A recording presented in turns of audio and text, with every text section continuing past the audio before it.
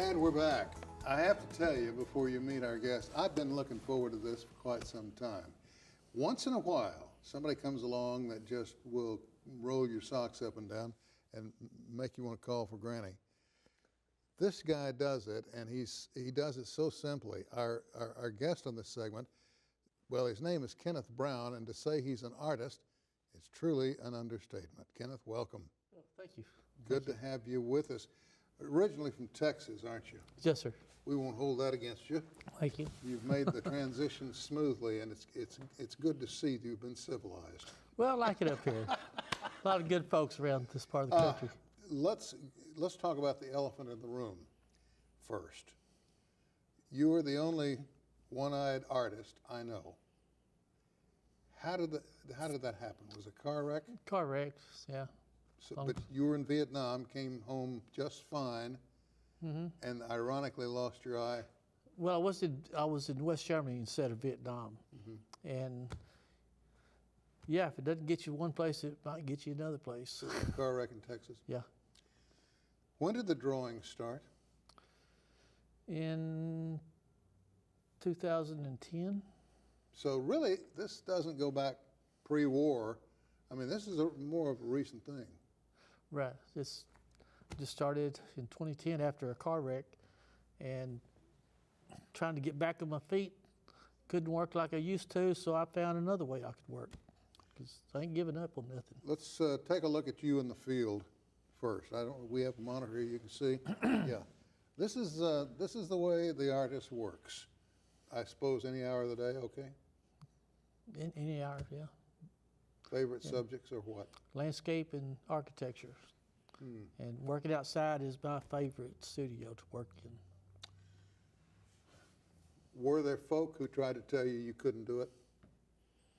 That you needed both eyes to get a proper depth of field? No, they wouldn't tell me that. I wouldn't hear it, you know. I'm too stubborn to be. Once I set my mind on doing something, they know I'll do it. Yeah, they know you'll do it.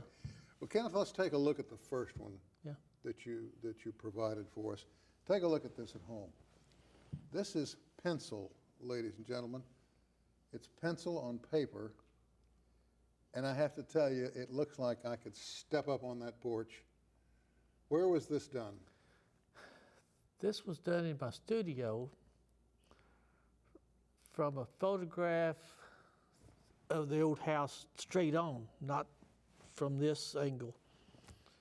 And it was my great-granddaddy's house down in Texas. It was the first house he ever had. It used to be a restaurant, but he hauled it over to his farm from the big town of Pioneer, Texas, after a lot of people abandoned their homes and businesses because of the oil boom went bust. They abandoned the restaurant. He moved it over there with his mules and put two houses together. And the detail on that is outstanding. thank you. How long did it take you to do it? Oh, I put probably 60 hours into the actual drawing of it. Yeah. Do you do commission work? I do. You do people? Sir? Do you do people as well? Or have you ever?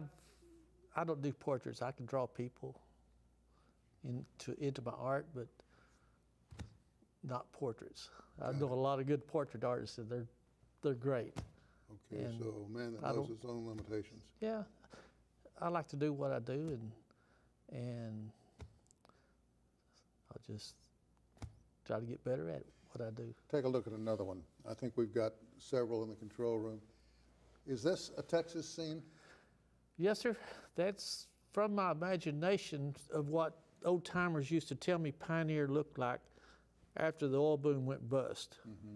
Is it a ghost town now? No, yeah, maybe 50 people there.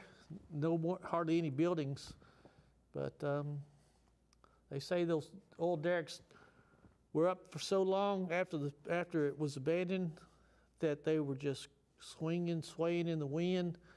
And so finally in 1942, the town citizens got together and just tore everything down before it fell to the kids. The The old syrup bottle is a nice touch. Oh.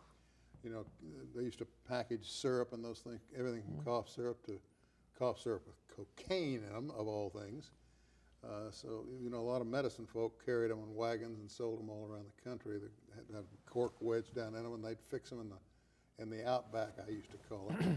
Out in the woods, they'd brew up a pot and then pour them in those little bottles and slap a cork in it, have a show in whatever town they were going to, and that was one of those bottles. Oh, okay. Was it there when you started the sketch or the drawing? No, I found that bottle back when I was a kid. I used to have a pretty good bottle collection, and I knew what I was going to draw, and I needed a bottle to put in to set on the windowsill. So I looked around the closet, found that old bottle, and held it up there like that. And said, "Yeah, there it is," and drew it. You must have magnificent hand-eye coordination. I mean, it's just got to be off the chart to bring something like that to life the way you've done it. Well, I used to think that maybe being half blind was a hindrance was a handicap, and it was. It working everywhere else that I've done, all the other jobs I've done in my life. Yeah, my middle initial stands for dangerous. But you've done well. Your work sells constantly. You're in demand at shows and to lecture. You teach.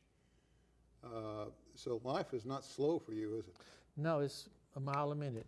Yeah, which is good. Yeah, I enjoy it. It keeps me young. The old tater cellar, where Grandma used to take us when the Twisters came along.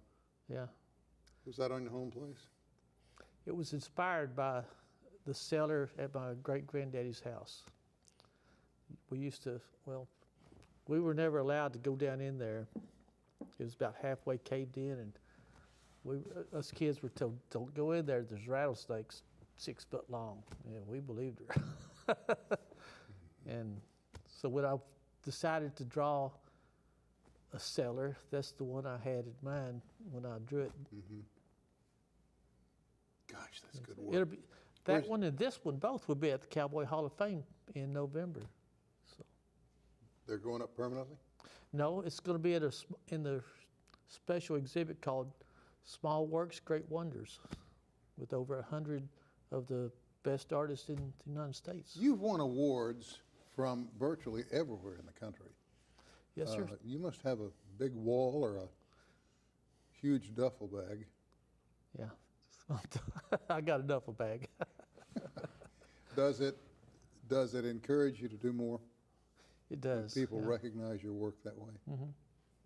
Let's take a look at another one. This one speaks to me. Now, was this again out of your past? That's a house in my little hometown of Cross Plains, Texas. That is the home of Robert E. Howard. He's the author that wrote Conan the Barbarian back in the 1930s from my hometown. And I'd always wanted to draw his house, but it took me like 6 years to finally come up with the landscape. So I wrote it all of the dirt, the grass, and planted that big tree there. That's a mesquite tree on his property. And I call that one Back from Samaria. Your contrasts are better than anyone I've ever seen. And I've seen a few in my time. But the contrast on the tree, the contrast on the house, and the ground, you've got actually 4 contrasts screaming at you when you look at the place, and it takes a minute to bring it all together and take it all in. And is that intentional? Yes, sir. I've never had any art classes. No art classes in schools, but I had a couple of the finest artists in the region mentor me, and one of them taught me how to get contrast into my art. He said, work it, get that contrast in there, make it pop. And the other artist taught me about composition. Well, Kenneth also has a website that you can go to. What's the name of the website? It's kenbrownpioneer.com. And these pieces, or prints I'm assuming of these, are available for sale, Yes, sir. and many others. So if you have a chance, take it in, look it over, and if you're like me, I'm going to be on that site tonight. Kenneth, thank you. Appreciate you coming by. Where are you going next? Back to Tulsa. I got things to do, people to see. Busy man. Thank you, my friend. Thank you for having me on. Good to have you here. All right. It's time for a traditional gathering in Rogers County you don't want to miss, and we'll have more on that right after this word.